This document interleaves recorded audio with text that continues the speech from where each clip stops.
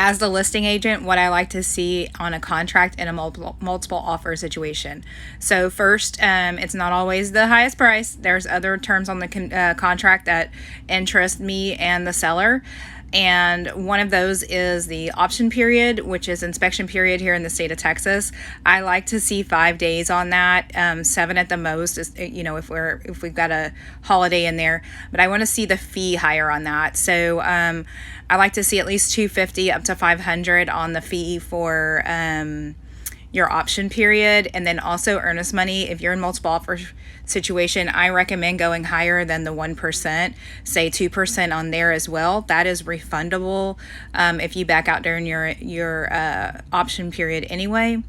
Another thing is the terms of the contract being, is it conventional, VA, or FHA?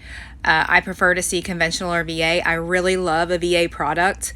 Most people who can get approved for a VA are going to close. And then also appraisal gap. I want to see on there that if you're going above our list price, we priced it really well. So if you're going above the list price, I want to know that you're willing to bring that extra cash to closing to cover that should it not appraise. Another thing is your closing date. So that's going to depend on whether the seller is looking to move the property pretty quickly. They're going to want to see a quick closing date. But if they're still in the property and they've got to buy a home still, they may need a lease back. So the best way to find that out is for your agent to contact the listing agent and say, hey, what is your seller's situation? When do they need to move? Something else, home warranties. So if you're in a multiple offer situation, don't ask for the seller to pay for a home warranty. I've seen that way too many times on a contract, and that could cause you to lose out as well. So these are just some tips. There's some other things as well.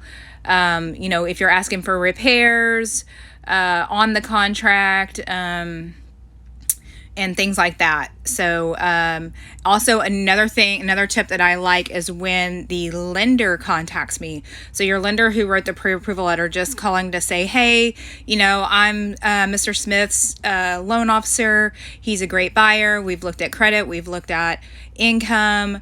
We've made sure that the funds are there for closing, and they are a strong buyer, and we do not see any problems with closing this loan. So that always helps. Just having that communication, knowing that the loan officer is going to be able to communicate with everyone during the whole transaction. So, and another thing is title policy. We like to see the buyer either paying title policy or at least half,